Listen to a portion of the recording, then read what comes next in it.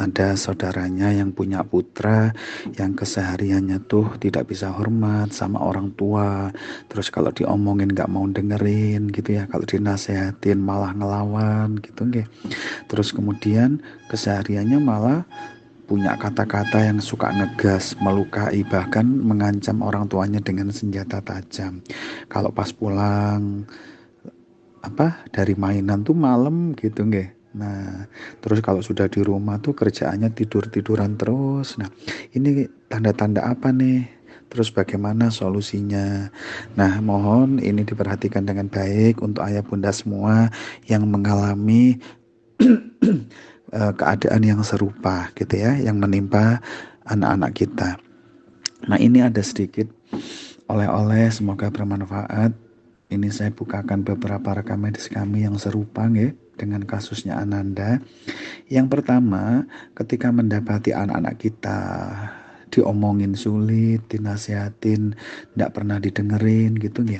Ini pertanda di dalam gudang jiwa anak kita tuh sudah terbangun mental block yang namanya sentimen suara.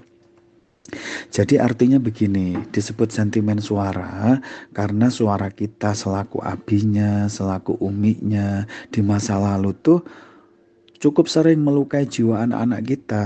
Bisa dengan amarah, bisa dengan melabel-label negatif, bisa dengan menghakimin gitu nggih, atau bentuk-bentuk hardikan-hardikan lain yang itu di masa lalu udah cukup sering melukai jiwa anak kita. Nah, sampai dalam kondisi tertentu gudang jiwanya udah dipenuhi luka batin tuh akibat kekasaran orang tua di masa lalu, akhirnya terbangun sentimen suara. Nah, ketika sudah muncul mental block yang namanya sentimen suara, maka nanti suara orang tua meskipun sudah berusaha untuk lembut dan penuh kasih sayang, misalnya kakak, ayo dong mandi, ini kan sudah mau maghrib. Nah itu kan lembut gitu ya. Nah itu udah nggak bisa lagi didengar oleh anak. Karena suara orang tuanya sudah terlanjur tersimpan sebagai sentimen suara. Itulah yang disebut mental block. Kondisi mental seseorang yang selalu ngeblok, menghalangi dia. Contohnya kayak tadi ya. Nah, ayo ini sudah mau maghrib, ndang mandi ya. Nah, ini harusnya kan berangkat, tapi oleh mentalnya diblok, terhalang, sehingga anak nggak mau dengerin orang tuanya. Lah, yang menghalangi itu apa? Untuk bisa berbakti seperti itu, yaitu sentimen suara tadi. Nah, ini yang pertama. Terus kemudian ketika seseorang anak itu tampak tidak bisa hormat ke orang tua, tidak bisa memberikan baktinya, bahkan cenderung omongannya kasar, ngegas gitu, bahkan sampai berani. Nah, ini pertanda ada luka batin yang tipikalnya tumpah keluar. Artinya, gudang jiwa anak kita sudah dipenuhi oleh perasaan terluka. Nah, namun ketika luka batin itu terus bertambah, sama orang tua ndak pernah untuk dinetralkan, didetoks, dikurangin, terus ditambah gitu nggih. Nah, ketika penuh gudang jiwa itu oleh luka batin akibat toxic parenting tuh akhirnya tumpah keluar. Nah, kalau tumpah keluar akan mewarnai karakter anak-anak kita menjadi agresif. Artinya agresif di sini tutur katanya, sikapnya, tingkah lakunya itu cenderung suka menyakitin orang lain. Bisa itu suka bikin adiknya terus-terusan nangis, digoda terus, orang tuanya selalu dituturi itu banggel, bahkan berbuat kasar, di sekolah bully teman, di luar sana memiliki kenakalan-kenakalan yang cukup meresahkan gitu nggih, ngerokok, pornografi dan lain-lain. Nah, ini adalah cerminan kalau luka batin anak itu udah penuh, orang tua tidak memahami fenomena ini, terus tumpah keluar, akhirnya mewarnai karakter anak jadi nakal seperti itu. Nah, ini kondisi yang kedua. Kemudian yang ketiga, Ketika anak-anak tuh cenderung menghiasi hari-harinya kayak cerita Bunda Julia tadi ya, selalu banyak kesia-siaan, selalu banyak hura-hura, sesuatu yang tidak manfaat gitu nggih. Jadi sukanya tuh bermain terus, dolen gitu ya. Terus kemudian pulangnya larut malam. Nanti begitu udah di rumah nggak ngerti kerjaan, nggak pernah belajar, nggak tekun ibadah, malah hari-harinya tidur-tiduran, HP-an, scroll TikTok dan macam-macam. Nah, ini indikasinya kuat mengarah di dalam kejiwaan Ananda tuh mengalami yang namanya apathy of love, apatis terhadap cinta. Ini bagaimana munculnya? Itu karena ketika Ananda tuh tumbuh kembang, itu kurang mendapatkan perhatian, kurang mendapatkan kasih sayang. Jadi orang tua tuh enggak pernah makan bareng, saling berbagi sambal, kemudian saling curhat-curhatan.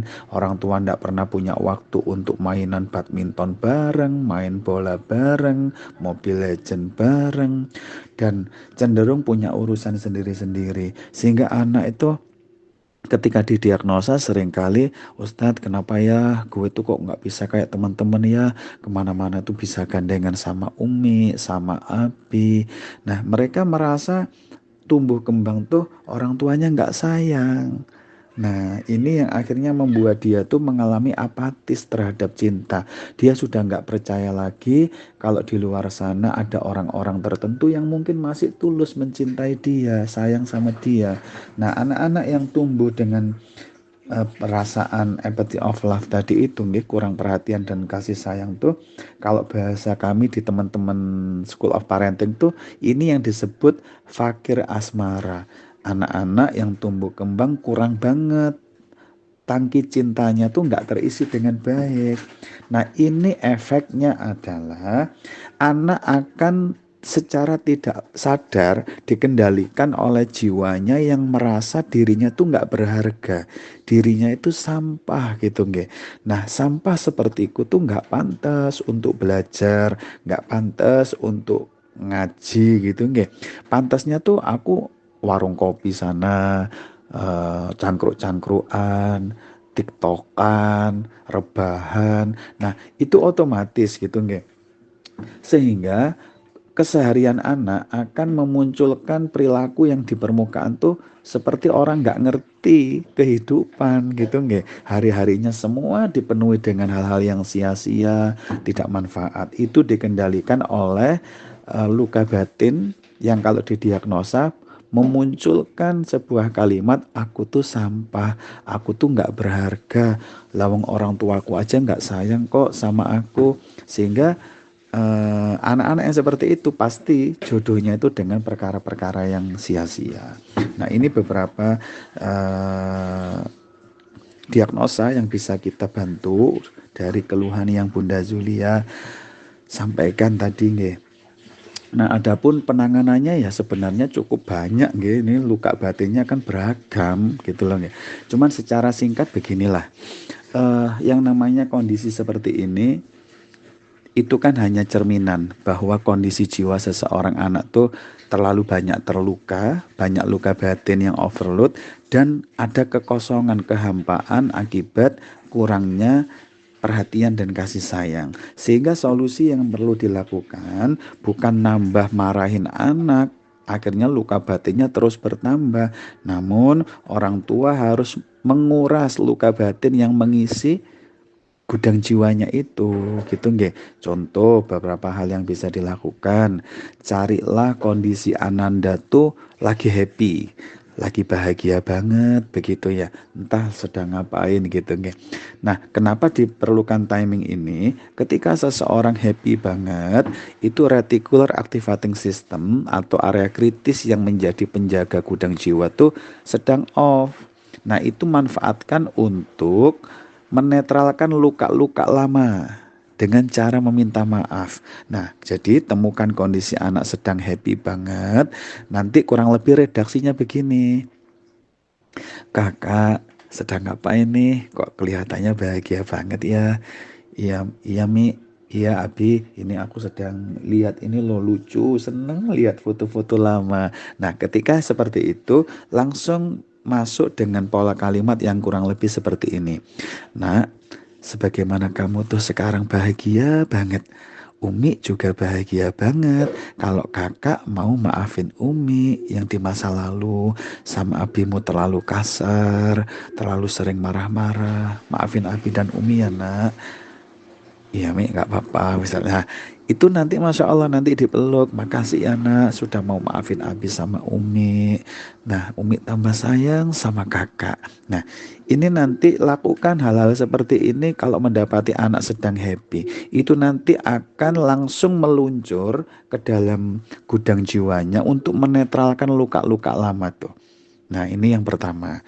Terus kemudian nanti yang kedua, usahakan ini tekniknya ada banyak ya, ada sekitar 12 yang kita ajarkan di School of Parenting tuh. Cuman salah satu yang bisa dilakukan tuh nanti pakai apa namanya itu? Teknik kejut ya.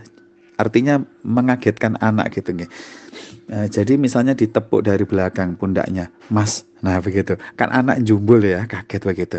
Nah ketika seseorang anak itu kaget, maka ada waktu sekitar 10 detik itu penjaga gudang jiwa tadi ya, yang namanya reticular activating system itu off. Nah itu manfaatkan 10 detik itu untuk mengungkapkan sesuatu yang netral, yang bisa langsung meluncur dalam gudang jiwa, netralin semuanya. Contoh, kalau kita kan pingin anak kita tuh maafin kesalahan-kesalahan kita sebagai orang tua di masa lalu yang terlalu sering melukai gitu ya. Nah ketika nanti dikagetin, Mas kan jumbul kaget, langsung dibilangin gini, makasih ya Mas sudah mau maafin Abi sama Umi. Umi sayang banget sama kakak. Nah itu kan gak sampai 10 detik, itu langsung meluncur. Meskipun anak akhirnya merespon, Umi ini loh ngapain sih.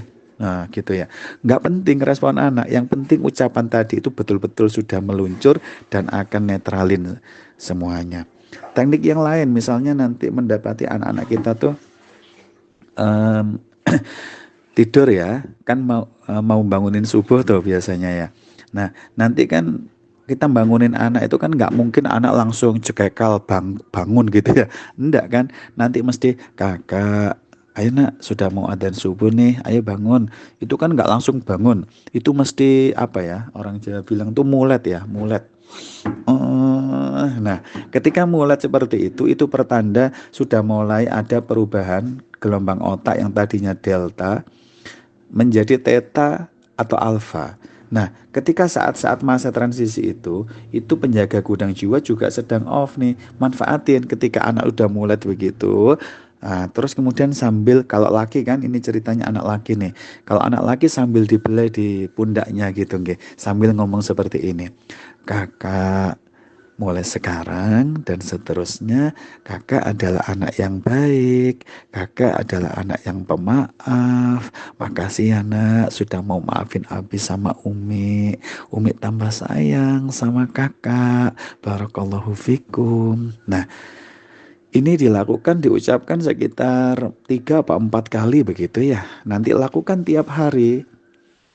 Nanti biasanya seminggu, paling lama 3 minggu itu software yang kita install baru tuh sudah masuk dalam relung jiwanya dan mempengaruhi perilaku anak. Sehingga anak tuh lebih mudah untuk memaafkan orang tuanya, lebih mudah diarahkan menjadi anak yang baik, begitu ya.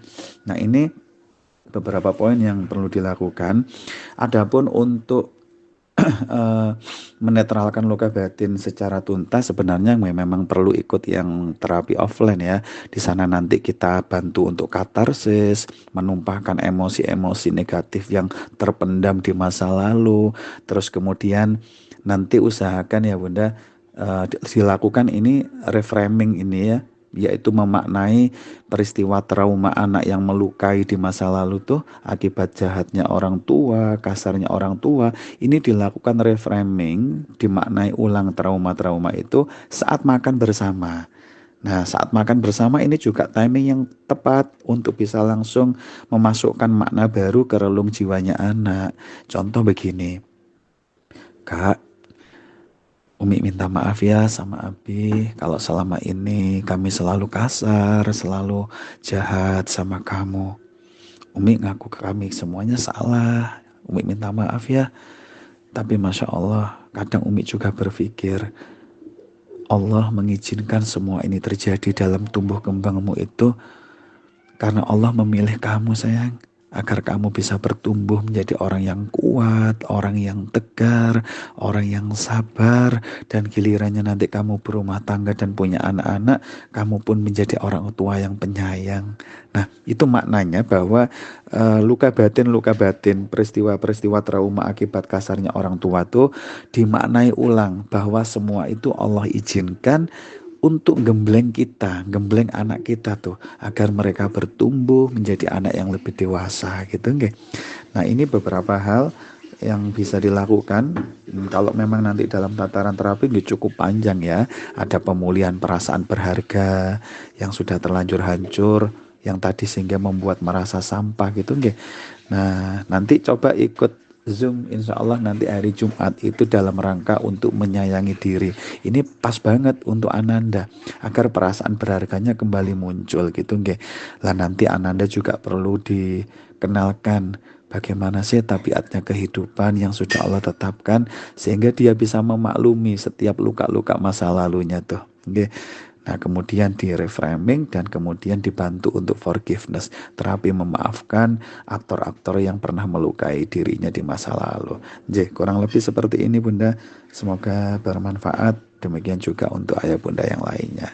Assalamualaikum warahmatullahi wabarakatuh.